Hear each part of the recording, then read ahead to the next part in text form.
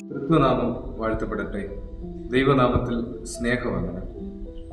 ലോകരക്ഷകന്റെ തിരുപ്പിറവി പെരുന്നാളിലേക്കുള്ള വിശ്വാസികളുടെ നോമ്പധിഷ്ഠിത യാത്രയിലാകുന്നുവല്ലോ നാം ആയിരിക്കുന്നത്. ഈ തിരുപ്പിറവി പെരുന്നാൾ നമുക്ക് നൽകുന്ന ഒരു സന്ദേശം പറയട്ടെ. പ്രസവകാലമെടുത്ത വിശുദ്ധ കന്യകമറിയമിന്റെ മുമ്പിൽ അനേക വാതിലുകൾ അടയ്ക്കപ്പെടുന്നത് തിരുവചന വായനയിലൂടെ നാം മനസ്സിലാക്കുന്ന കാര്യമാണ്.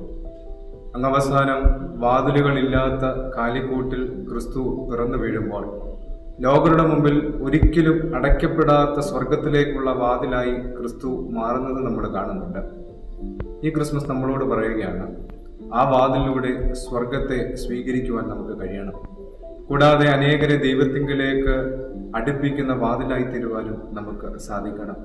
ഈ ക്രിസ്മസ് നമുക്കതിന് ഉതകുന്ന ഒരു അനുഭവമായി തീരട്ടെ എന്ന് പ്രാർത്ഥിക്കുന്നു. ദൈവം സഹായിക്കട്ടെ.